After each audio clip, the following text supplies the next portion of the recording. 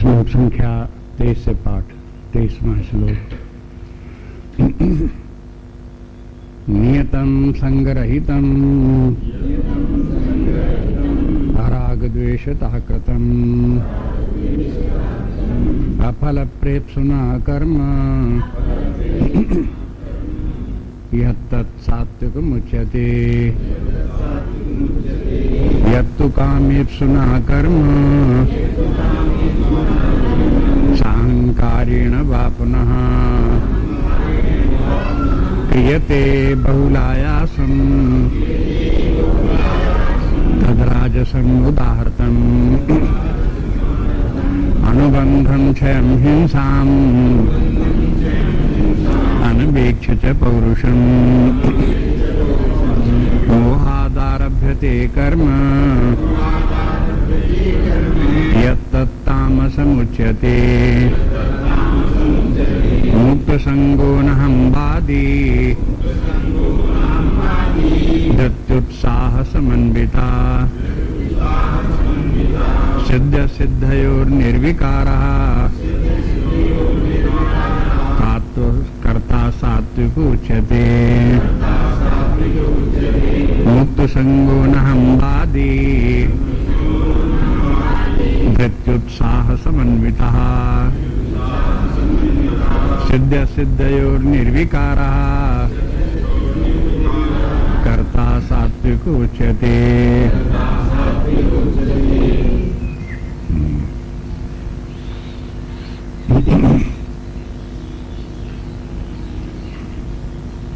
तो विचार करते हो गया कि ज्ञान 3 प्रकार का, सात्विक राजस तामस।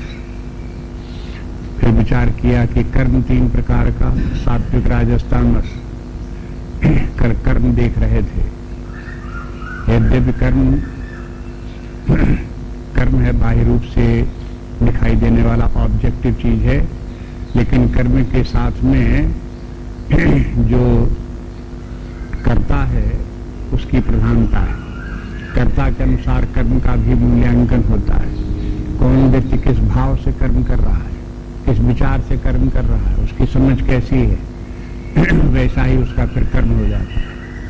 कर्म तो बहुत बार एक ही कर्म एक ही समान होता है, लेकिन एक व्यक्ति का वही कर्म सात्विक, दूसरे व्यक्ति का वही कर्म राजस, तीसरे व्यक्ति का वही कर्म तामस। सात्विक बुद्धि से किया तो सात्विक हो गया कर्म, राजस बुद्धि से कर्म किया तो राजस हो गया, तामस से किया तो तामस हो गया। इसलिए बहुत बार कर्म को देख करके, केवल कर्म को देख करके हम उसका निर्णय करें, मूल्यांकन करें कि कर्म कैसा है, तो ये बहुत स्थूल बुद्धि की बात है। माने समझदारी कम होने पर व्यक्ति को कर्म के ही मूल्यांकन करता है। जैसे कोई कहे कि हमें बता दो पाप कौन कौन है, तो पाप कर्म गिना दिए, बता दिए कि देखो ये पाप है, पुण्य कर्म और ये पुण्य कर्म है। तो कर्मों के नाम गिना दिए, कर्मों के प्रकार बता दिए, तो उतने मात्र से पाप पुण्य नहीं हो जाते।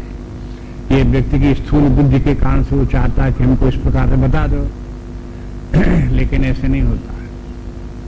पाप कर्म के भी पीछे जो बुद्धि है, वो बुद्धि के कारण कोई कर्म पाप कर्म हो जाता है। बुद्धि के ही पीछे कोई पुण्य बुद्धि है तो उसका कर्म भी पुण्य कर्म हो जाता है। इसलिए कर्म के पीछे कर्ता की जो बुद्धि है वो प्रधान है। इसलिए ज्ञान 3 प्रकार का है, तो कर्म भी 3 प्रकार का है, कर्ता भी 3 प्रकार का है, बुद्धि भी 3 प्रकार की। ये सब मिल करके तब कोई कर्म होता है। तो अब यहाँ कर्म के बाद अब कर्ता पर आ जाते हैं कि देखो कर्ता 3 प्रकार के होते हैं, सात्विक करता है, राजस करता है, तामस करता है। कर्ता माने कर्म करने वाला। एक कर्म करने वाला और एक है कर्म। तो अभी बताया कर्म इस प्रकार का है, लेकिन कर्म के बताने के साथ साथ ये देखा कि देखो जहां जहां बताया कि सात्विक कर्म कौन सा है, तो उसमें व्यक्ति की विशेषता बता दी। जब कोई कर्म जो राग द्वेष रहित होकर के किया जाएगा, आसक्ति छोड़ करके किया जाएगा, फल की कामना छोड़ करके, तो वो कर्म हो गया, सात्विक कर्म हो गया। तो अब इसमें प्रधानता किसकी हो, तो करते ही की है कि वो अनासक्त है कि रागी नहीं है, ये सब उसकी प्रधानता उस बात की है। तो ये तो वहां पहले बताया, लेकिन अब अलग से यहाँ बताते हैं जो कर्ता होगा उसमें कर्ता की तरफ ध्यान दो, उसकी बुद्धि किस प्रकार की होगी जबकि वो कार्य करने वाला होगा। तब यहाँ कहते हैं मुक्त संगो अनहमवादी। जो मुक्त संगा है माने अनासक्त है, और अनहमवादी जो अहमवादी नहीं है, और धृति उत्साह समन्विता, और धृति और उत्साह से युक्त है। ये भी जिसमें गुण है, धृति और उत्साह के गुण हैं। और सिद्ध असिद्ध निर्विकारा, और सिद्ध असिद्ध में निर्विकार रहता है। तो कर्ता सात्विक उच्यते, तो ऐसा कर्ता जो है सात्विक कर्ता कहलाता है। अब इसमें जो गुण हैं बहुत से, तो वही उन्हीं का पुनरावृत्ति है। सात्विक में जो बातें होती हैं सब जगह, सात्विक ज्ञान में जो बात है वही सात्विक कर्म में बात है, वही सात्विक कर्ता में ही बात है। जैसे मुक्त संगा, तो मुक्त संगा जो है ये है तीनों में सर्वत्र होना चाहिए। कर्म भी सात्विक कर्म तब होगा जब अनासक्त भाव से किया जाएगा। ऐसे कर्ता जो है वो जब अनासक्त होगा तभी वो सात्विक होगा।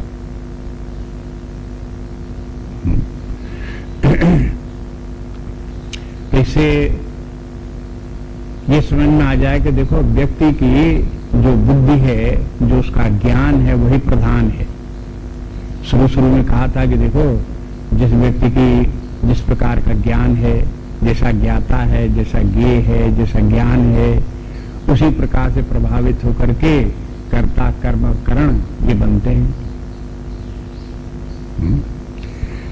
आपको एक बार ये बात समझ में आ जाए कि ये है सात्विक राजस तामस, क्या बात है, ये है कौन सा सिद्धांत ये है, तो आप हर जगह लगा करके देख सकते हो कि कहाँ क्या सात्विक होगा, कहाँ राजस होगा, कहाँ तामस होगा। जैसे कोई व्यक्ति जो है वो हो शरीर में अहम भाव रखने वाला होगा तो तामस हो जाएगा। प्राण में कर्मेंद्रियों में तादात्म्य रखने वाला होगा तो राजस हो जाएगा। अगर ज्ञानेंद्रियों में मन बुद्धि में तादात्म्य रखने वाला होगा तो सात्विक हो जाएगा। क्यों? ऐसा क्यों है? क्योंकि ये तमोगुण की उत्पत्ति है, ये रजोगुण की उत्पत्ति है, ये सत्वगुण की उत्पत्ति है। सत्वगुण की उत्पत्ति जिस वस्तु से है उसमें तादात्म्य करोगे तो सत्वगुणी बुद्धि वाला करेगा। रजोगुणी से जिस वस्तु की उत्पत्ति हुई है उसमें तादात्म्य करोगे तो रजोगुणी हो जाओगे, सिद्ध हो जाएगा, लगेगा क्या रजोगुणी स्वभाव है व्यक्ति का। शरीर तमोगुण की उत्पत्ति है, इसलिए इसमें कोई तादात्म्य रखेगा कि शरीर ही मैं हूं, शरीर में हम भाव होगा तो फिर इसके माने है वो तामस हो गया। ऐसे यहाँ कर्ता को देखो जो है वो हो कि ये लक्षण बताए मुक्त संगा के माने आसक्ति कहीं न हो। अब कहाँ आसक्ति न हो? तो कर्म में भी आसक्ति न हो, कर्ता भाव में भी आसक्ति न हो। जैसे कर्ता है तो कर्ता भाव में भी आसक्ति हो जाती है, दोनों में आसक्ति हो जाती है। कर्म में अलग आसक्ति हो जाती है, कर्ता भाव में अलग हो जाती है आसक्ति। जो काम कर रहे थे वो काम अब उसको माने आसक्ति है कर्म में, तो वो काम उसे छूटे नहीं, उसका काम वो लिया न जाए, किसी दूसरे का न दिया जाए, उसी के पास रहे। तो इसके माने क्या? कर्म में आसक्ति हो गई। जो व्यक्ति कर्म करता है उसी कर्म को ये कार्य मैंने किया, ये कार्य मैंने किया, ये कार्य बहुत अच्छा हो गया, ये कार्य बिगड़ गया, इस प्रकार से करके व्यक्ति उसमें जो है कर्म में आसक्ति रखेगा तो आसक्ति उसकी मानसिक आसक्ति हो जाती है, कर्ता भाव में आसक्ति हो जाती है कि मैंने बहुत अच्छा काम किया, मेरा जैसा काम कोई कर नहीं सकता, मैं सब लोगों से ज्यादा अच्छा काम करने वाला हूँ, ज्यादा से श्रेष्ठ काम करने वाला हूँ, भला मेरे समान काम करने वाला कौन। अब जहाँ ये बात उसके व्यक्ति की आती गई तो उसको कर्ता भाव में आसक्ति हो गई। तो देखो ये आसक्तियां जितनी है, चाहे कर्ता भाव में आसक्ति हो, चाहे कर्म में आसक्ति हो, चाहे कर्म फल में आसक्ति हो, ये सब जो है ये व्यक्ति के सत्वगुण को नाश करने वाले हैं। ये तो सत्वगुण होगा तो नष्ट हो जाएंगे, और अगर सत्वगुण हुआ तो ये सब होंगे नहीं। फिर जो अनासक्त होगा तो सब जगह अनासक्त रह करके कर्म करे। बस ये अनासक्त रह करके कर्म करने का जो बात है गीता में, ये निष्काम कर्मयोग का एक मूल मंत्र है। निष्काम कर्मयोग, निष्काम अनासक्त भाव से करेगा तो उसका निष्काम कर्मयोग होता रहेगा, सब साधना उसकी होती रहेगी, ज्ञान विज्ञान सब उसका संभलता रहेगा। अनासक्त न होकर के आसक्ति हो गई तो बस वहीं से फिर व्यक्ति का परमार्थ छूट जाता है। अब लोगों ने गीता के मूल मंत्र को ढूंढा और समझा, तो सब गीता को पढ़ा तो किसी की बुद्धि कहीं लग गई, किसी की बुद्धि कहीं लग गई, किसी को दिखाई दिया यही मुख्य बात है। जैसे लोकमान बाल गंगाधर तिलक को लगा कि गीता में कर्मयोग ही प्रधान है, वही मुख्य है, तो उनकी बुद्धि में वही चढ़ गया, वही लेके चले गए। किसी की बुद्धि में लग गया इसमें भक्ति ही की बात बहुत है, भक्ति प्रधान ग्रंथ है, हाँ तो आपको ये आचार्य आए तो भक्ति ही लेकर के वो बोलने लगे, तो उनको भक्ति उसमें दिखाई देती है। गांधी जी ने भी गीता पढ़ा, उनको क्या दिखाई दिया? अनासक्ति। गीता का जो श्रीमद् भगवद गीता अर्थात अनासक्ति योग, उनका जो भाष्य है उसके ऊपर जो बहुत नहीं थोड़ी थोड़ी टिप्पणी जहां तहां लिखी हुई उन्होंने संक्षेप में जो लिख दिया उसका नाम क्या रखा? अनासक्ति योग। अगर व्यक्ति अनासक्त रहने का अभ्यास कर ले तो इसके माने गीता समझ गया। गीता यही बार बार कहना चाहता है कि अनासक्त रहो। अगर आप परिवार में हो, गृहस्थ हो, तो भी अनासक्त रहो, और अगर फिर सन्यास ले लिया तब तो अनासक्त रहो ही रहो, और सन्यासी होकर के भी अनासक्त नहीं हुए तब तो धर्म ही छूट गया तुम्हारा। अनासक्त तब तो होनी चाहिए। इसलिए अनासक्ति जो है वो हो, उसकी एक विशेषता। तो अब यहाँ पे ही कहते हैं कि कर्ता अनासक्त, माने अनासक्त जो हो, तो अनासक्ति की बात जब कहते हैं तब कहते हैं देखो इस मकान में मुझे आसक्ति नहीं, देखो ये सब सामान है इसमें मेरी आसक्ति नहीं, देखो ये परिवार है इसमें मेरी आसक्ति नहीं, ऐसे तो बोलेंगे। लेकिन जब शरीर की बात आएगी तब ये नहीं कहेंगे मुझे शरीर में अनासक्ति है, उधर की तरफ बोलने में हिचकने लगेंगे। और चलो शरीर में भी अनासक्ति हो जाए तो ये नहीं कहेंगे कि मुझे अपने कर्ता भाव में अनासक्ति है। अगर कर्ता भाव में अनासक्ति न हुई तो इसके मन सात्विक नहीं है, निर्मल बुद्धि नहीं है। जहां निर्मल बुद्धि, शुद्ध बुद्धि होगी तो उसे कर्ता भाव में अनासक्ति दिखाई देने लगेगी।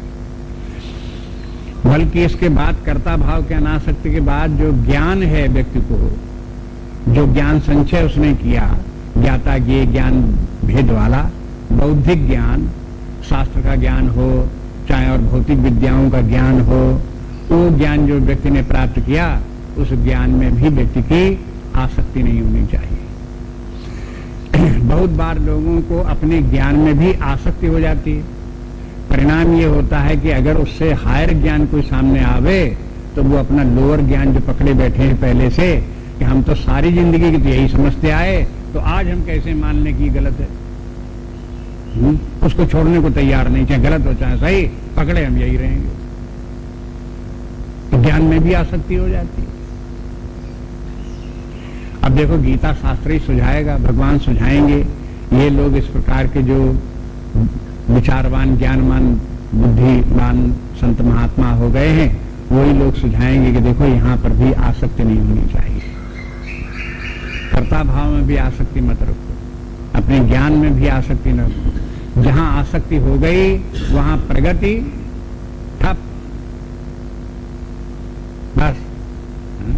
अगर आपने पैर जमा करके एक जगह खड़े हो गए और एक पैर वहां से उचकाया नहीं जमीन से, क्यों? क्योंकि हमारे पैर को इस जमीन की आसक्ति हो गई है, तो वो पैर जमीन छोड़ेगा नहीं। तो जब ये छोड़ेगा नहीं तो आगे पैर कैसे रखेगा?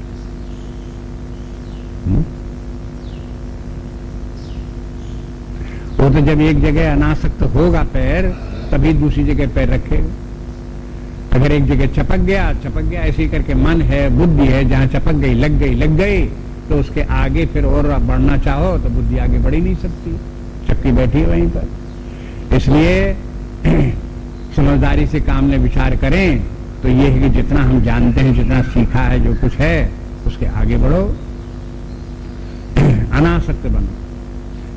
अनासक्ति का भाव अगर आ जाएगा तो सर्वत्र आ जाएगा अनासक्ति का भाव। कर्म में भी अनासक्त हो जाएगा, शरीर में भी हो जाएगा, मन बुद्धि में भी हो जाएगा, जितने भी अनात्मा सब में अनासक्ति हो जाएगी। लेकिन आत्मभाव में कोई व्यक्ति रहता है और आत्मा में किसी व्यक्ति की आसक्ति हो तो तब देखो ये आसक्ति आसक्ति नहीं कहलाती। आसक्ति तभी तक है जब अनात्मा में संबंध होता है आत्मा। अनासक्ति अगर सर्वत्र अनासक्ति हो गई तो फिर क्या होगा? व्यक्ति आत्मभाव में स्थित होगा, क्योंकि सर्वत्र के माने क्या है? आत्मा को छोड़ करके जितना है कहीं आसक्ति नहीं है, तो अब कहां स्थित हुआ? आत्मा में अपने आप रह गया।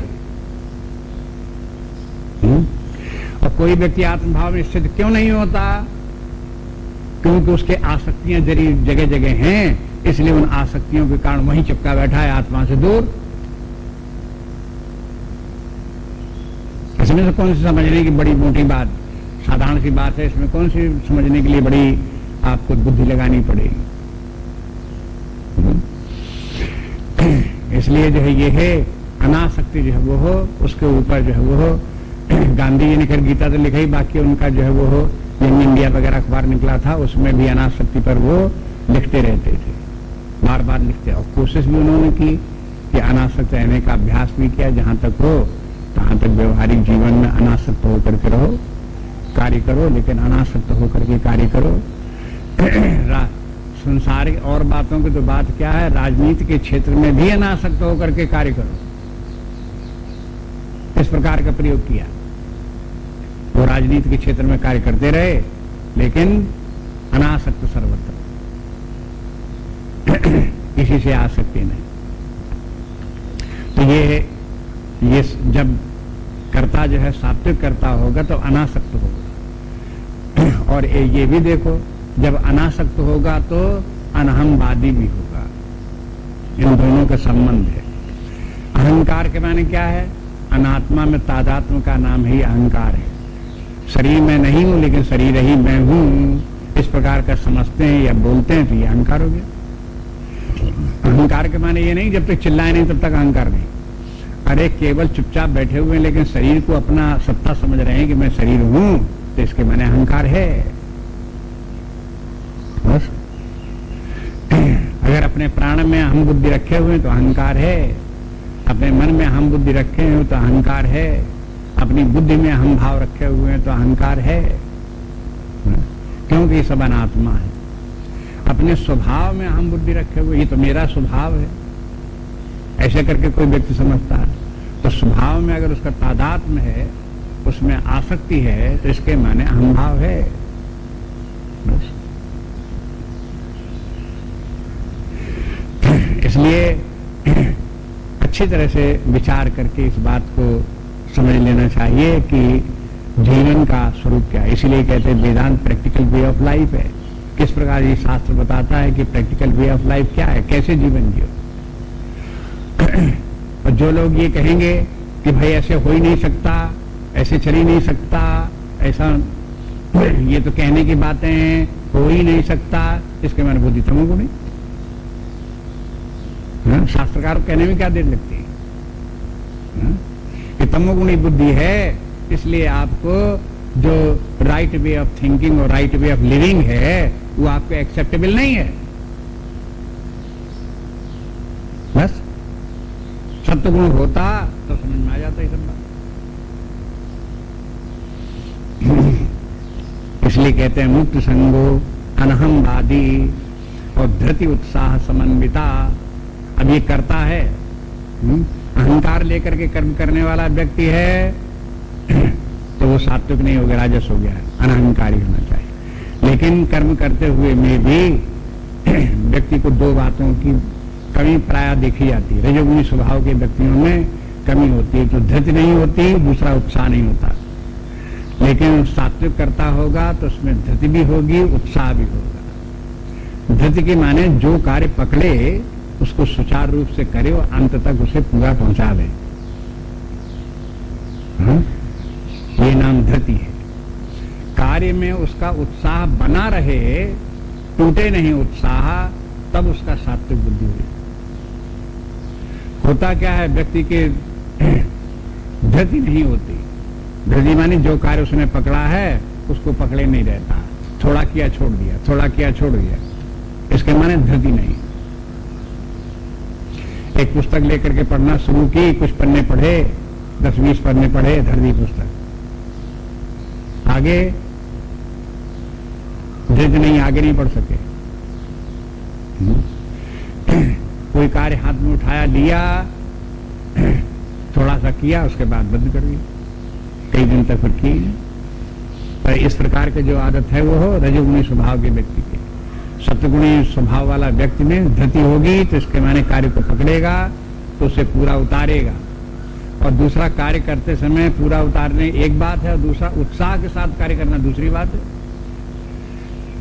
एक बिना उत्साह के कार्य करने के माने मरे मरे काम कर रहे हैं, मन नहीं लग रहा है तो भी काम कर रहे हैं, तो बिना उत्साह का काम होगा। जो इस प्रकार रजोगुणी स्वभाव के, तमोगुणी स्वभाव के व्यक्ति होंगे वो कार्य ऐसे ही करेंगे, उनके कार्य में उत्साह नहीं होगा, बिना उत्साह के। लेकिन सत्वगुणी व्यक्ति के कार्य में उत्साह होगा। उत्साह के माने ये नहीं कि वो कार्य के पीछे पड़ के बहुत परेशान घूमे, ये नहीं मतलब। उत्साह के माने ये है कि कार्य जो हाथ में लिया है ये पूरा होना चाहिए, और जितना कार्य जिस स्पीड से चलना चाहिए उस स्पीड से, जैसे प्रारंभ किया था जिस गति से, उसी गति से मध्य में भी चलना चाहिए, उसी गति से अंत तक चलना चाहिए। बस हो गया उत्साह। उत्साह के माने अगर उसकी गति मंद हो गई बाद में तो इसके माने उत्साह ठंडा हो गया। उत्साह ठंडा क्यों हो गया? क्योंकि धृति नहीं थी। एक दूसरे के साथ भी अगर धृति बनी रहे, लगातार धृति हो तो उत्साह भी बना रहे। तो ये सात्विक कर्ता का लक्षण एक ये भी हो गया। और फिर कहते हैं सिद्ध्या सिद्धियो निर्विकारा। सिद्धि के माने क्या है?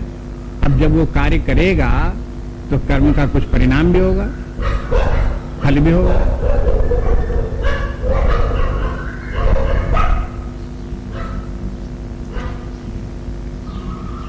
कर्म का जो परिणाम या फल है, उस फल में सत्वगुणी व्यक्ति का जो बुद्धि है सात्विक करता होगा तो कर्म का फल चाहे सफलता हो चाहे असफलता हो, चाहे लाभ हो चाहे हानि हो, चाहे जय हो चाहे पराजय हो, यही तो होगा फल। हा? जब दोनों फलों में व्यक्ति की बुद्धि निर्विकार रहे, निर्विकार रहे के माने क्या है? सफलता में हर्षित न हो और असफलता में दुखी न हो। ऐसा बैलेंस्ड माइंड बना रहे दोनों अवस्थाओं, तब वो कर्ता जो है वो सात्विक हुआ। अगर रजोगुणी स्वभाव का व्यक्ति होगा तो सफलता प्राप्त हो गई तो प्रसन्न हो गए, असफलता प्राप्त हो गई तो रोने लगे।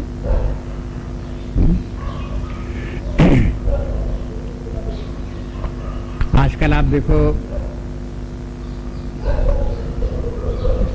अखबारों में निकलता रहता है, गेम्स चल रहे हैं, सारे विश्व के लोग उसमें खिलाड़ी खेल रहे हैं तो कहीं कोई हारते हैं, कोई जीतते हैं।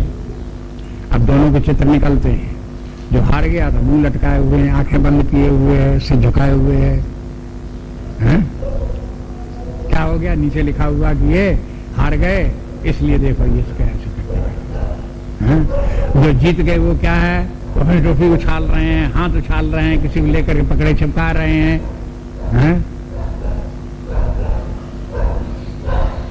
ये जो देखो उसमें तो ये दिखाई देता है कि देखो कैसे सफलता असफलता में इन लोगों की दशा कैसी होती है।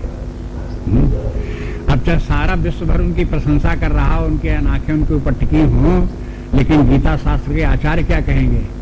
अरे कोई सत्वगुणी तो है नहीं, ये तो रजोगुणी लोग हैं। कुंदे फाने, चिल्लाएं, रोएं, हंसें, बस यही इनका खेल है। देखो संसार की दृष्टि के सामने क्या है वो दूसरी बात है, शास्त्र की दृष्टि में वो क्या है वो दूसरी बात है। अब देखो कि ये इस प्रकार से सिद्धि असिद्धि में समान हो गए, सफलता असफलता में। यही कर्मयोग की सिद्धि अवस्था है। जब कर्मयोग व्यक्ति का सिद्ध हो जाता है तो वो व्यक्ति कहलाता है युक्त। और जिसको भी कर्मयोग जिसने नहीं किया और कर्मयोग जो सिद्ध नहीं करता, नहीं उसमें सफलता नहीं प्राप्त हुई, उसको क्या हुआ? वो अयुक्त हो गया। तो एक व्यक्ति युक्त है, दूसरा अयुक्त है। युक्त व्यक्ति की क्या विशेषता है कि वो उसका मन शांत और संतुलित बना रहेगा, कार्य करते समय भी शांत संतुलित बना रहेगा और कार्य का जब फल सामने आएगा तब भी शांत संतुलित बना रहेगा। दूसरे लोग क्या कहेंगे? लो बड़े उत्साह से बड़े उससे काम शुरू किया और उसमें कुछ पल्ले नहीं पड़ा, कुछ नहीं हुआ, बेकार चला गया। हंसी उड़ाएंगे लोग, बात कहेंगे ले कुछ नहीं हुआ। लेकिन दूसरे लोगों के लिए हंसी उड़ाने की बात हो तो हो, लेकिन जिसने किया उसको उससे कोई मतलब नहीं हुआ, नहीं हुआ तो क्या हुआ?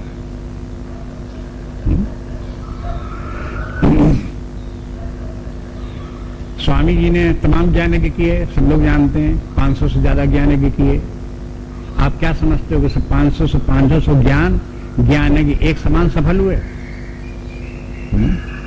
एक ज्ञान यज्ञ हमारा जाना हुआ है, दिल्ली में ज्ञान यज्ञ आयोजित किया गया, उस ज्ञान यज्ञ में 10-5 आदमी दिखाई दिए, कोई था ही नहीं।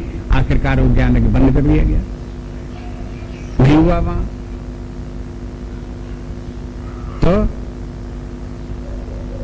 स्वामी जी ने कहा ये तो ज्ञान यज्ञ नहीं हो पाया, इस प्रकार से इसमें तो कोई आया नहीं, जाने प्रचार नहीं किया गया, क्या नहीं किया गया, तो ठीक नहीं हुआ। स्वामी जी ने कहा सो वाट, नहीं हुआ नहीं हुआ, दूसरी जगह देखो। तो इसके पीछे रोने थोड़ी लगे कि हाँ तुमने किया, उसे चिल्लाने लगे, डांटने लगे, मारने करने लगे कि तुम कैसे बेवकूफ आदमी, तुमने कहा नहीं, ऐसा कुछ नहीं, नहीं हुआ नहीं हुआ, सो वाट। ये महानता की दृष्टि ये है कि अगर नहीं सफलता प्राप्त हुई तो उसमें कहीं कोई न दुखी होने की बात है और न कहीं उसमें जो है वो हो अपने आप के अवसाद में आने की बात है, परेशान होने की बात है। हो गया सो हो गया, नहीं सफल हुआ तो नहीं सफल हुआ। सभी काम सफल थोड़े हो जाते हैं, कोई सफल होते हैं, कोई नहीं सफल होते हैं। एक जगह एक श्लोक और संस्कृत का है जिसमें कहते हैं कि देखो सफलता असफलता की चिंता लेकर के कुछ व्यक्ति ऐसे हैं जो काम ही शुरू नहीं करते कि पता नहीं हो कि न हो, इसके वजह से काम ही शुरू नहीं करेंगे। दूसरे व्यक्ति वो होते हैं कि काम तो शुरू करते हैं लेकिन जहां बीच में विघ्न आ गए तहां उन कामों को छोड़ देते। तीसरे व्यक्ति वो होते हैं तो विघ्न आमे या कुछ भी आमे अपने बढ़े रहते हैं, धैर्यपूर्वक कार्य करते रहते हैं और जब सफलता असफलता आती है तो उसमें समान बने रहते। अब देखो तीनों को देखो किस किस प्रकार के तीनों। रामचरितमानस में आता है इस प्रकार से कि देखो 3 प्रकार के व्यक्ति होते हैं। एक ऐसे हैं कि कहते कहते हैं करते कुछ नहीं। दूसरे व्यक्ति वो होते हैं जो कहते हैं तो कुछ करते भी हैं और तीसरे व्यक्ति वो होते हैं जो कहते कुछ नहीं है, जो कुछ करना होता तो करते हैं। तीनों के 3 उदाहरण भी दे दिए वहां। आप देखोगे इस प्रकार से ये है सात्विक राजस तामस का भेद सर्वत्र है। कोई कहे कहे कि मैं ये करूंगा, मैं वो करूं, करे कराए कुछ नहीं, तो ऐसा कैसा है? तामस हो गया। कार्य करे, शुरू करे और करके उसके बीच में छोड़ दे तो उसके माने क्या हुआ? या कहे और करे, कह कहे करे और कहता जाए और अपना अभिमान दिखाता जाए तो राजस हो गया। केवल करना ही करना है काम, जो कुछ करना है सो किया किया, बस कहने की कोई बात नहीं, ना अहंकार उसका, तो सात्विक हो गया। इस प्रकार के विभाजन वर्गीकरण सर्वत्र देखने में आते हैं। ऐसे ही कहते हैं कि यहां पर भी कर्म के फल में निर्विकार होना चाहिए। विकार ये कहां है? मानसिक विकार। मन में विकार ना आवे। यदि कोई सफलता प्राप्त हुई और मन में हर्ष आ गया, प्रसन्न हो गए, तो ये हर्ष भी मानसिक विकार है। अगर मन में दुख आ गया तो लोग बात विकार मान लेंगे, हाँ कि विकार आ गया। लेकिन अगर मन प्रसन्न हो जाए आप इसे क्या कहोगे? ये भी विकार है। विकार के माने विकृत होना, माने जैसा मन है, जैसा शांत संतुलित रहना चाहिए, उसमें हाला डोला कुछ आ गया, हाँ? कुछ उसका अन्यथा रूप बन गया, तो इसके माने वही उसका विकार है। इसलिए हर्ष में भी विकार है और विषाद में भी विकार है। इसलिए हर्ष विषाद कोई भी न हो कर्म के फल, दोनों में एक समान शांत रहे। ये गंभीरता की बात है। गंभीर पुरुष, गहन पुरुष, महान पुरुषों के लक्षण है, वो इस प्रकार से हर्ष विषाद में नहीं पड़ते। अब आगे आप देखिए दूसरे श्लोक में, रागी कर्म फल प्रेप्सु लब्धो हिंसात्मको शुचि हर्ष शोकान्विता कर्ता राजसः परिकीर्तिता। रागी कर्म फल प्रेप्सु लुब्धो हिंसात्मको शुचि हर्ष शोकान्विता कर्ता राजसः परिकीर्तिता। अब फिर आप उसी प्रकार से देखो कि जो सत्वगुणी की वाले के जो लक्षण थे वो रजोगुणी में नहीं मिलेंगे। सत्वगुणी यदि मुक्त संगा था तो यहां पर ये रजोगुणी कैसा हो गया, उसका उल्टा रागी हो गया। रागी के माने मुक्त संगा नहीं, आसक्ति रखने वाला, राग रखने वाला हो गया। बदल गया मामला। अब इसमें अहमवादी नहीं कहा गया तो भी आप यद्यपि वहां सत्वगुणी अनहमवादी है तो यहां अपने आप लगा लो अहमवादी, ऐसे भी अर्थ लगाना पड़ेगा। ये आवश्यक नहीं है कि एक जगह जो जो शब्दों का प्रयोग किया उनका उल्टा उल्टा निषेधात्मक शब्दों का सबका प्रयोग करें, ऐसा नहीं है। कुछ का कर दिया, कुछ का नहीं किया। इसलिए एक का दूसरी जगह मिला मिला करके आप देख लो। ऐसे ही धृत उत्साह समन्विता कहा तो सात्विक में होगा तो राजस में क्या होगा, न उसमें धृति होगी न उसमें उत्साह होगा। धृत उत्साह रहित हो जाएगा तब राजसी हो गया। अब ये कर्म फल प्रेप सुना, ये क्या हो गया, कर्म फल प्रेप सुना के माने हो गया वहां सिद्ध सिद्ध निर्विकारा था और यहाँ कर्म फल प्रेप सुना हो गया। कर्म के फल में इसकी आसक्ति हो गई और कर्म के फल में आसक्ति होने के कारण से सफलता मिल गई तो प्रसन्न हो गया।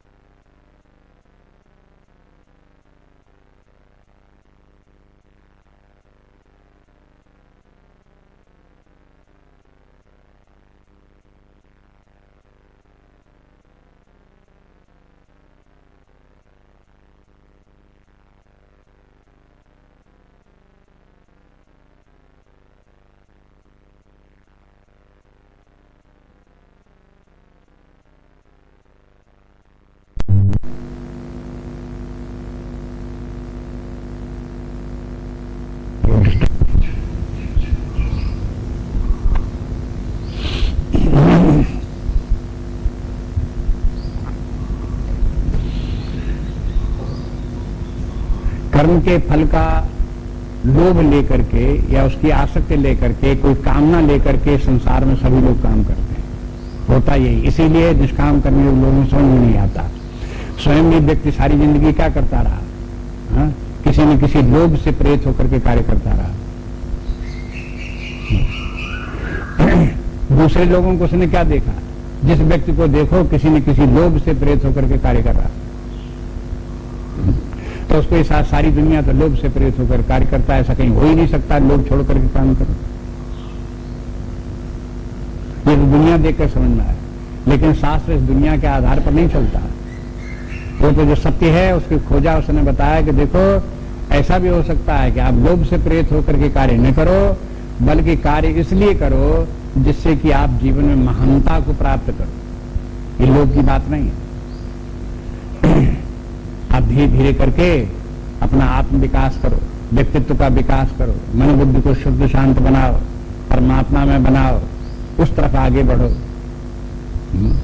अगर लोभ में ही पड़े रहे तो फिर ये सब जो आगे विकास होना था वो सब ठंडा हो जाए, कुछ नहीं हो सकता, फिर मार्ग अवरुद्ध हो जाएगा। इसलिए लुब्धा राजसी स्वभाव वाला, हिंसात्मक अशुचा, हिंसात्मक मैंने ऐसा काम करे जिससे दूसरे की हानि हो। हिंसात्मक, हिंसा के माने दूसरे को मारना ही नहीं है, दूसरे का अपमान करना, दूसरे की निंदा करना, दूसरे का नुकसान करना, दूसरे का हित सोचना, ये सब हिंसा के अंतर्गत आ जाता है। इसलिए जहां कहीं दूसरे के लिए अशुभ सोचने लगे, करने लगे, तो ये सब राजसी हो गया, तो सात्विक नहीं रहा। सात्विक व्यक्ति सदा ध्यान में रखेगा कि जो कुछ हम कर रहे हैं उससे दूसरे की हानि न हो, दूसरे को दुख न हो, दूसरे को परेशानी न हो, ऐसे समझ करके करना चाहिए सब कार्य। और अशुचा के माने अपवित्र रहे।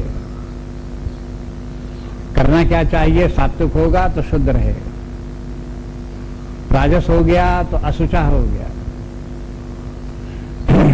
अशुच के माने शरीर की पवित्रता, वस्त्रों की पवित्रता, जहां वास करता उस स्थान की पवित्रता, और फिर आचरण की पवित्रता, व्यवहार जो करता है उसमें भी पवित्रता होनी चाहिए, शुद्ध व्यवहार। अगर कोई दंड फंद करने लगा दूसरे लोगों के साथ में, तीन तिकड़म की बातें करने लगा, तो अशुचि हो गया, शुद्धता उसकी नष्ट हो गई, रजोगुणी स्वभाव हो गया। इसमें ऐसा भी ध्यान रखें, अगर रजोगुणी स्वभाव वाले जो भगवान ने बातें बता दी कि रजोगुणी कर्ता ऐसा है, रजोगुणी कर्म ऐसा है, तो अगर उसी प्रकार का कर्म करेगा, उसी प्रकार का कर्ता बनेगा, तो रजोगुणी उसका बढ़ेगा।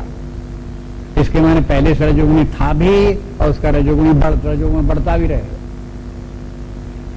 ये रजोगुण इसके वर्णन केवल इसलिए नहीं कर रहे हैं कि चूंकि रजोगुणी स्वभाव के व्यक्ति होते हैं सो होते हैं और जैसे हैं वैसे ही बने रहेंगे, इसलिए नहीं है। वो इसलिए है कि इनको समझने के बाद में रजोगुण छोड़ो, सत्वगुण में आओ, ऐसी साधना करो कि सत्वगुणी कर्ता बनो, सत्वगुणी बुद्धि को बनाओ, सत्वगुणी कर्म को बनाओ, सत्वगुणी ज्ञान को बनाओ। ये सब के सब जो है इनमें सत्वगुण लाने की कोशिश करो, साधना करो जिससे कि सब हो। और जहां ये रजोगुणी वाले लक्षण जहां कहीं अपने आप में दिखाई दें, उनको हे समझो। सूर्य कब छूटेंगे, किस प्रकार से छूटेंगे? ये छूटने चाहिए, ये लोभ छूटना चाहिए, ये हिंसात्मक वृत्ति छूटनी चाहिए, ये अपवित्रता छूटनी चाहिए, तो शुद्ध रहे। अब इसके इस प्रकार से शुद्धता की भी आवश्यकता है। असुचि ही और हर्ष शोकान्विता। अब हर्ष शोकान्विता से क्या अर्थ निकलता है? रजोगुणी स्वभाव होगा तो कर्म का फल जो प्राप्त होगा तो उसमें कभी हर्ष होगा कभी विषाद होगा, तो हर्ष शोकान्विता हो गया तो रजोगुणी हो गया। और अगर सिद्ध निर्विकार रहा तो इसका उल्टा निर्विकारा रहा तो सत्वगुणी होगा।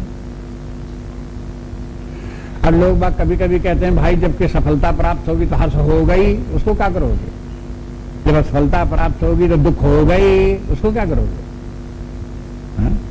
अरे ये हो गई कि जो बात कह रहे हो ये कहां से आ रही है? अगर दुख आ रहा तो कहां से आ रहा? हो गई कि मैंने वो समझ रहा चूंकि असफलता, ये असफलता से निकल करके दुख आ रहा है, सफलता प्राप्त हो गई तो सफलता में से निकल करके हर्ष आ रहा है, वो ऐसा समझता है। लेकिन ऐसा नहीं है। अगर व्यक्ति का स्वभाव रजोगुणी है तो फिर उसमें हर्ष विषाद आएंगे, अगर सत्वगुणी है तो हर्ष विषाद नहीं होंगे। बात वही है। एक व्यक्ति को एक जगह सफलता मिल गई तो हर्ष, और दूसरे व्यक्ति को वही सफलता मिल गई तो कोई हर्ष नहीं। एक व्यक्ति को एक कार्य में जहां असफलता मिल गई तो विषाद, और दूसरे व्यक्ति को असफलता, वही असफलता दूसरे व्यक्ति मिल गई, कोई विषाद नहीं।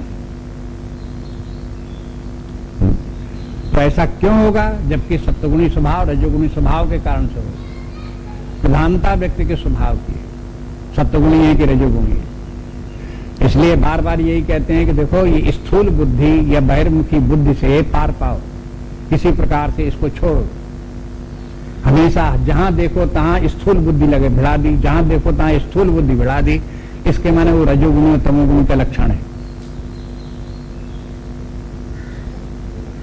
उसी कारण व्यक्ति इसी प्रकार से करता रहता है। इसलिए सत्वगुण की बहुत आवश्यकता है। और सत्य संसार में देखते हैं लोगों में सत्वगुण की बहुत कमी होती है। सत्वगुण ही व्यक्ति में आ जाए तो फिर परमार्थ के मार्ग में, अध्यात्म के मार्ग में उसको बढ़ने के लिए कोई दिक्कत ही नहीं, परेशानी नहीं हो।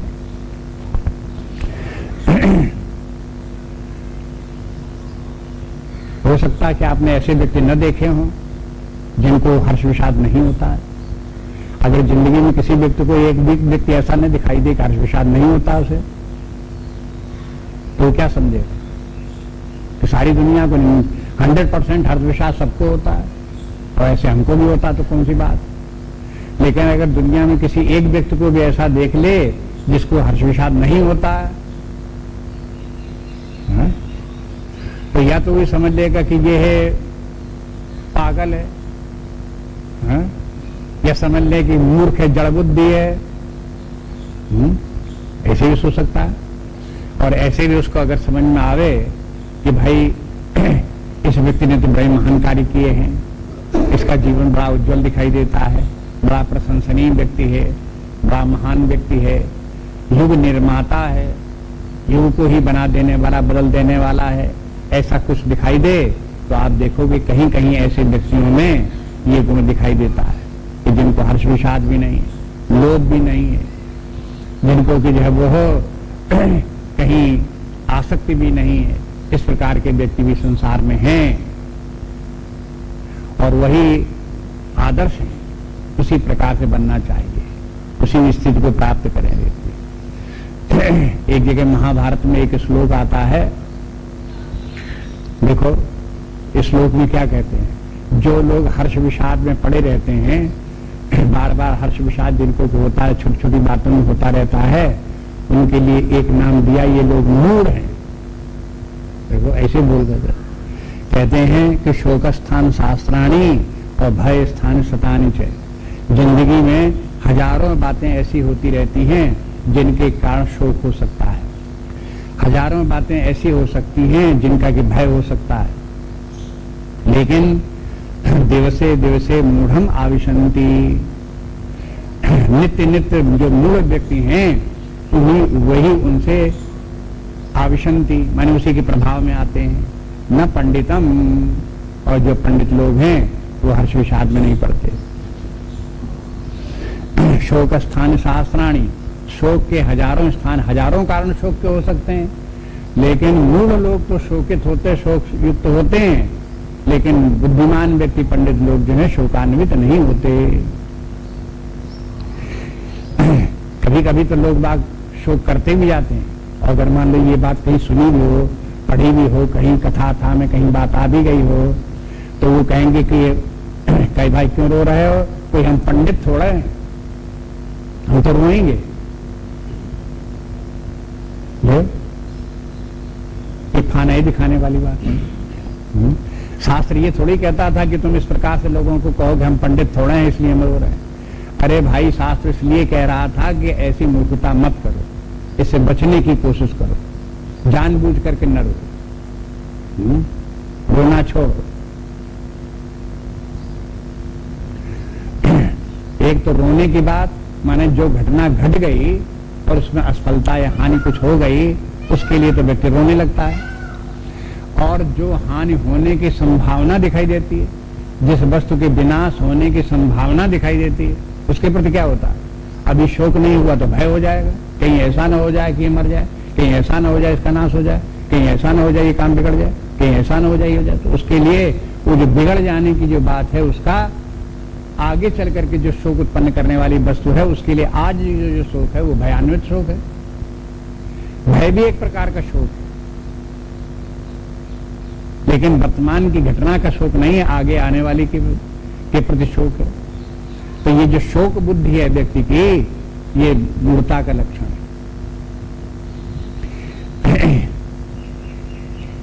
रामचंद्र शुक्ल का एक लेख पढ़ा, उनके भी मनोवैज्ञानिक लेख है कुछ। एक स्थान पर वो कहते हैं कि देखो,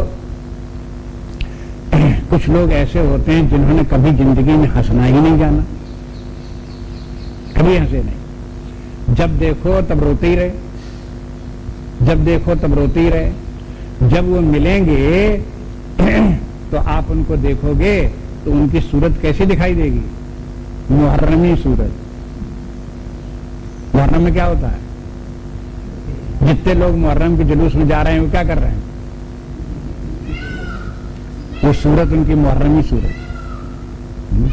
जब देखो मुहर्रमी सूरत बनाए घूम रहे।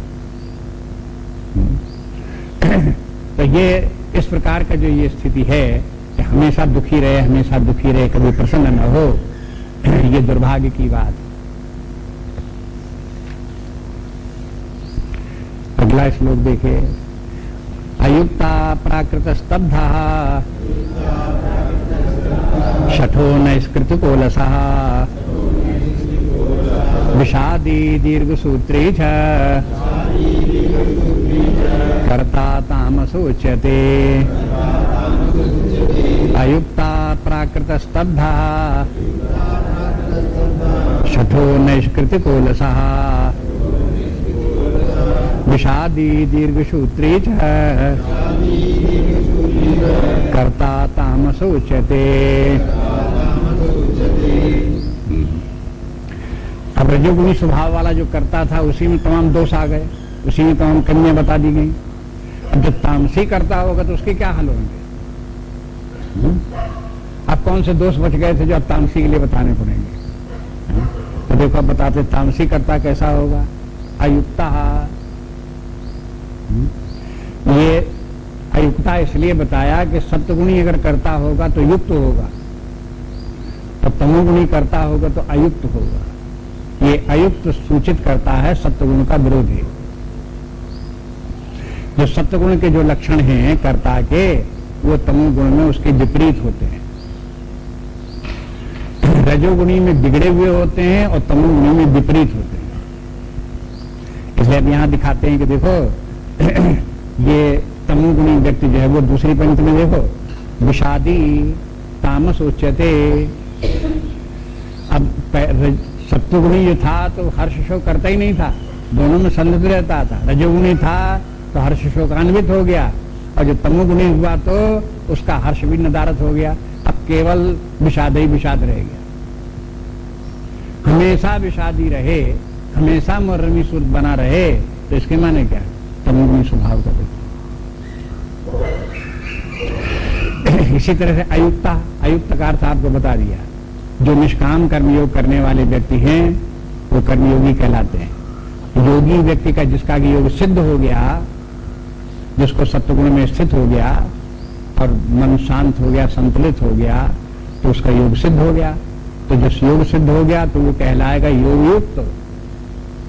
योग शब्द न भी कहो तो युक्त कह सकते हो उसे, युक्त है। और युक्त में आ लगा दो तो क्या हुआ? अयुक्त हो गया। अयुक्त के माने उसे निष्काम कर्मयोग युक्त हुआ ही नहीं, निष्काम कर्मयोग किए ही नहीं, न कर्मयोग से युक्त हुआ, न मन को उसने शांत और संतुलित बना पाया। हाँ, ये नहीं जिंदगी में कर पाया, तो मन सदा अशांत रहने वाला, मन सदा असंतुलित रहने वाला, अगर इस प्रकार का मन उसका बना हुआ है तो इसके माने वो अयुक्त है। एक शब्द में संक्षेप में ये पारिभाषिक शब्द हो गया अयुक्त। इतना अर्थ युक्त का हो गया। फिर बोले यह है प्राकृता, और वो व्यक्ति प्राकृत व्यक्ति होगा। प्राकृत के माने क्या है? दो शब्द हैं, एक प्राकृत है और दूसरा संस्कृत है। संस्कृत माने कल्चर्ड, और प्राकृत के माने अनकल्चर्ड। वल्गर कह दो, नहीं प्राकृत माने अनकल्चर्ड कह दो, वल्गर भी होता हो। जैसे तुलसीदास जी कहते हैं, कीने प्राकृत जन गुण गाना, पश्चिर धुन गिरा लागे पछताना। प्राकृत जन का गुणगान करे। प्राकृत गुण, प्राकृत मनुष्य के माने क्या है? जिसने कभी कोई साधना नहीं की, जिसने कहीं कोई आध्यात्म साधना नहीं की, कोई अपना विकास नहीं किया, सत्वगुण की तरफ नहीं गया, कभी परमार्थ चिंतन इत्यादि नहीं किया, और व्यवहार काल में भी जो व्यक्ति जो है वो व्यवहार करता है जैसे पशुओं की तरफ व्यवहार करता है, बस उसका कहीं कोई उसका संस्कार नहीं। मनुष्य जीवन में जो है संस्कार की प्रधानता है। बिना संस्कार वाला मनुष्य निंदनीय है। संस्कार होना चाहिए। कल्चर्ड होना चाहिए। बालकेषु संस्कारः विचारः युवकेषु च। ये सिद्धांत चिन्मय मिशन के सिद्धांत में आता है कि क्या करना है। बालकेषु च संस्कारः, बालकों को संस्कार दो। विचारः युवकेषु च, जहां युवक मिले तो उनको विचार दो। संस्कार देने के माने क्या है कि देखो ऐसे उठो, ऐसे बोलो, इस प्रकार से व्यवहार करो, जोर से मत बोलो, धीरे बोलो, कम बोलो, और उठो बैठो चलो तो चीजें टूटे फूटे नहीं। दरवाजा अगर खोलो तो ऐसे खोलो कि आवाज न हो, दरवाजा बंद करो तो धड़ाम से मत करो। ये सब बच्चों को सिखाने की बात है। तो जब उनको सिखाओगे तो क्या सीखेंगे? ये संस्कार कहलाता है।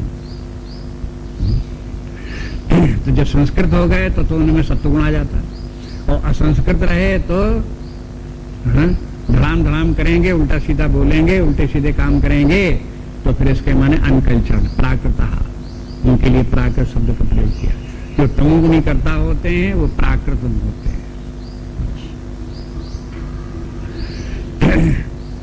और स्तब्धा के माने क्या है? देखो स्तब्ध के संस्कृत में एक विशेष अर्थ है। यदि कोई व्यक्ति अपने से बड़ा है, पूजनीय है, उसके भी हाथ नहीं जोड़ते, उसको भी नमस्कार नहीं करते, तो कैसे हैं? स्तब्धा। कहीं कहीं पढ़ लिख करके व्यक्ति इतना विद्वान हो गया, बहुत ऊंची शिक्षा उसे प्राप्त हो गई, परिणाम ये हुआ कि उससे अधिक उम्र का कोई व्यक्ति अगर आया तब उसको नमस्कार नहीं कर सकते।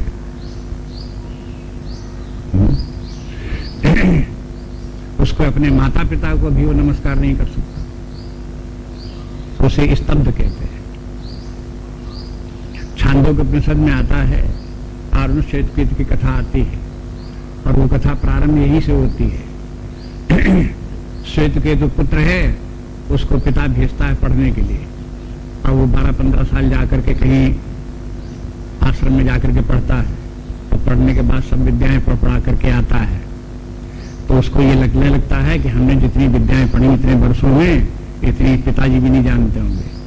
मैंने सब सब्जेक्ट में एमए कर लिया है, सब ज्ञान मुझे हो गया है। और वहां से आया तो अकड़ा हुआ आया, पिता के सामने आकर के खड़ा हो गया। आकर के जब लौट करके आया पिता के सामने, तो पिता को उसने प्रणाम भी नहीं किया। तो पिता समझ गया कि इसको जो है इतनी पढ़े लिखे का इसको अहंकार हो गया है, इसलिए ये प्रणाम नहीं कर रहा है। बचपन में इसको प्रणाम करना सिखाया था, अब क्या हो गया, इसको प्रणाम करना भूल गया अभी। तो ये बात क्या उसको समझ में आ गई पिता को कि इसको विद्या का अभिमान हो गया है। तो पिता ने फिर उसको विद्या का ही चैलेंज किया, कहा कि तुमने क्या क्या पढ़ा वहां पर? उसने बताया ये पढ़ा, वो पढ़ा, वो पढ़ा, वो पढ़ा, वो पढ़ा, तमाम विद्या बता दी, ये पढ़ा। कहा कि तुमने ऐसी विद्या पढ़ी जिसके कि जानने से बिना जाना हुआ भी जाना हो जाता, बिना देखा हुआ भी देखा हो जाता, बिना मन किया हुआ मनन किया हो जाता। अब उसके आंखें खुली, कहा ऐसी विद्या भी होती है? ऐसी विद्या कोई नहीं होती, ऐसी होती तब तक हमने सीखी होती हो। तब उसका जो है अहंकार जो है वहां पर ढीला पड़ा। इसलिए कहते हैं कि देखो स्तब्धा के माने क्या हुआ, कि जहां कहीं दूसरे जो आदरणीय व्यक्तियों का भी आदर न करे तो स्तब्ध कहलाता है। इसलिए स्तब्धा हुआ। और फिर उसके बाद कहते हैं शठा, षठ तो आप जानते हो, षठ सुध रही सतसंगत पाई, पारस परस कुधात सुहाई। षठ लोग कौन होते हैं? वे लोग होते हैं जिनको मूर्ख लोग हैं, और जिनमें प्राकृत लोग हैं, जिनके संस्कार नहीं हुए हैं और दुर्व्यवहार करते हैं। वे जैसे नहीं करना चाहिए उस प्रकार का कार्य करते हैं, जैसे नहीं बोलना चाहिए उस प्रकार के बोलते हैं, दूसरे लोगों को हानि भी पहुंचाते हैं, दूसरे लोगों को उनके बेइज्जती इत्यादि भी करते हैं, अनादर भाव करते हैं। तो ये 60 लोग सब हैं। तो लेकिन ये 60 को सुधार की आवश्यकता। जब सुधरेंगे तो 60 सुधर जाएंगे। लेकिन सठ अपने आप से नहीं सुधरेगा, सठ सुधरे सत्संगत पाई। जिन्होंने सठता जिनमें नहीं है उनके पास रहेंगे तब उनकी सठता छूटेगी, अपने आप से कहां छूट जाती है। इसलिए ये सठता जो है ये तमोगुण का लक्षण है। और जब व्यक्ति का तमोगुण छूटे, रजोगुण आवे, सत्वगुण आवे, तब सठता छूटे। तमोगुण रहते हुए व्यक्ति सठता नहीं छोड़ सकता। नैष्कृतिक कहा, उसके बाद कहते हैं देखो एक नैष्कृतिक भी होता है। नैष्कृतिक के माने है जीविका का नाश करने वाला। जैसे दूसरे व्यक्ति को कहीं कोई काम मिल गया, अब उसके काम को छुड़ाने के लिए उसके मालिक को बता दिया, अरे इस आदमी को तुमने कहां रख लिया, यह चोर है। मालिक ने चुपचाप उसको निकाल दिया। अब उसको किसी प्रकार से जीविका लग गई, मतलब चोर भी होता और कहीं नौकरी लग गई थी तो संभावना इस बात की थी कि भाई अब परिश्रम करके कुछ कमा खा लेगा और वहां उसको भी जाकर के उसकी नौकरी भी छुड़वा दी। तब तो चोर का चोर ही रह गया फिर अपने स्थान पर, सुधार कहां हुआ उसका हुआ। और ऐसा जहां उसने कर दिया कि दूसरे की रोजी का भी हरण कर दे तो उसको नैष्कृतिका कहते। अब इसका उल्टा क्या है, अगर सत्गुणी करता होगा तो क्या करेगा है? कि दूसरे लोगों को रोजगार के दिलाने की कोशिश करेगा, भूखे उनको खिलाने की व्यवस्था करेगा, अशिक्षित उनको शिक्षित करने की व्यवस्था करेगा। जहां जिन लोगों के पास काम धाम नहीं है उनको काम धाम दिलाने की कोशिश करेगा, कुछ ऐसी व्यवस्था करेगी जिससे कि उनको काम धाम भी मिले कुछ हो।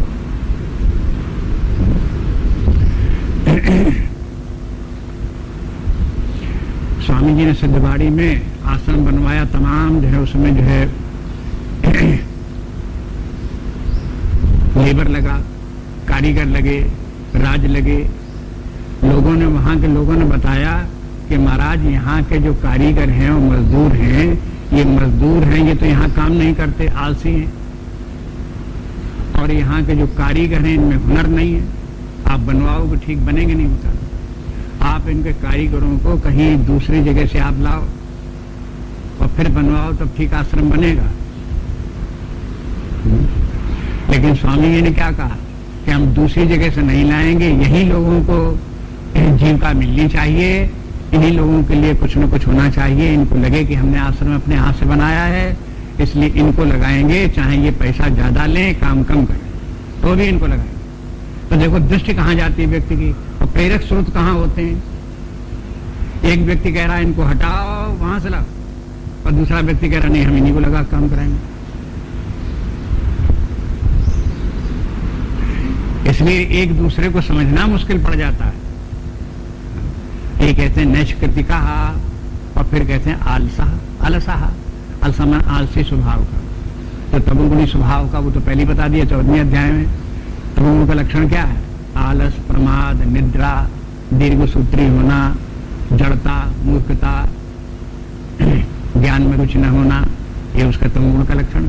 तो वही तमोगुण के लक्षण बता दिए। आलसी स्वभाव जो वो करता तो है लेकिन आलसी करता है, मैंने काम नहीं करना चाहता। और दीर्घ सूत्री जो है, दीर्घ सूत्री के माने क्या है, आज काम कल पे छोड़ता जाए, फिर कर लेंगे, फिर कर लेंगे, कौन जल्दी है, फिर देखा जाएगा, मैं ऐसे करके टालता रहेगा काम को। तो ये दीर्घ सूत्रता भी ये तमोगुण का लक्षण है, इसे दीर्घ सूत्रता कहते हैं। काल करे सो आज कर, आज करे सो अब, पल में प्रलय होते हैं, बहुत करेगा कब। इस प्रकार से जो है वो काम जो है कल का काम।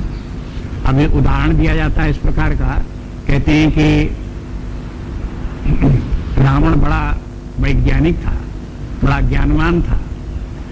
उसने लोगों से ये बताया, कहा कि देखो लोग बाग स्वर्ग जाते हैं तो बड़ा कर्म करते हैं, बड़ा पुरुषार्थ करते हैं, बड़े मुश्किल में स्वर्ग जाते हैं। अब हम एक नशेनी बनवा देंगे इतना, बस फटाफट चढ़ो स्वर्ग पहुंच जाओ, कोई रोकने वाला नहीं होगा। स्वर्ग पहुंचने के लिए हम नशेनी बना देंगे। कहा वाह, तब तो सब लोगों को बड़ी सुविधा हो जाएगी, स्वर्ग जाने के लिए बहुत पहुंच जाएंगे लोग बाग। अब जल्दी बनवा दो कि बनवा देंगे। लेकिन बनवाई नहीं उसने। उसने ये भी कहा कि देखो दिन में जैसे सूरज निकलता सवेरे शाम तक तो पूरा सूरज रहता है, ऐसे हम चंद्रमा को भी कर देंगे। रात में चंद्रमा निकला करेगा, जब सूरज डूबा एक तरफ तो उधर पूरा पूरा चंद्रमा निकलेगा और पूरा पूरा चंद्रमा डूबेगा, पूर्णमासी रोज रहेगी। घटने बढ़ने का कोई काम नहीं होगा, दोनों को इस प्रकार कर देंगे।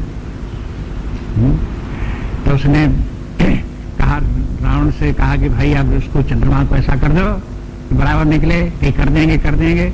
और उसके सामने तमाम और काम थे, लड़ाई झगड़े वाले काम थे, युद्ध करना था, कहीं कुछ करना था, ये सब इनको जीतो उनको हारो, इसी काम में वो लगा रहा।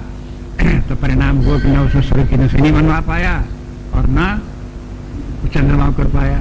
दीर्घ सूत्रता के कारण, ये दीर्घ सूत्रता का लक्षण है। ऐसे लोग बाग योजना बनाया करते, मैं ऐसा कर दूंगा, मैं वैसा कर दूंगा, मैं अब करते कराते कुछ नहीं। कब कर दोगे? अरे कर देंगे, देखो मैं कर दूंगा, और करते बढ़ते कर देंगे। ये दीर्घ सूत्रता के लक्षण और तमोगुण का लक्षण है। इस प्रकार से जो ये है, कर्ता तीन प्रकार के हो गए। बात वही है, एक बात को कर्ता की दृष्टि से बोला, उसी को कर्म की दृष्टि से बोला, उसी को ज्ञान की दृष्टि से बोला। अब आगे देखो बुद्धि की बात आती है, तो कहते हैं बुद्धि भी इसी प्रकार से तीन प्रकार की, धृति भी इसी प्रकार से तीन प्रकार की। वो आगे कल आएगा तो सब देखेंगे।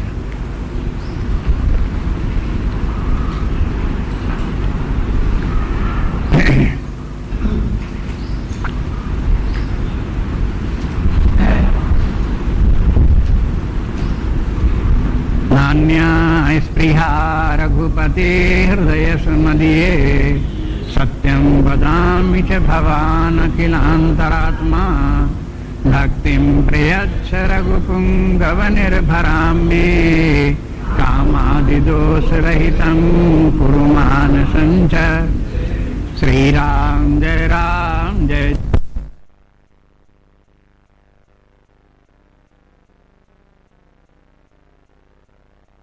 जय राम, श्री राम जय राम जय जय राम, श्री राम जय राम जय जय राम, श्री राम जय राम जय जय राम, श्री राम जय राम जय जय राम, श्री राम जय राम जय जय राम, श्री राम जय राम जय जय राम, श्री राम जय राम जय जय राम, श्री राम जय राम जय जय राम, श्री राम जय राम जय जय राम, श्री राम जय राम जय जय राम, श्री राम जय राम जय जय राम, श्री राम जय राम जय जय राम, श्री राम जय राम जय जय राम, श्री राम जय राम जय जय राम, श्री राम जय राम जय जय राम, श्री राम जय राम जय जय राम, श्री राम जय राम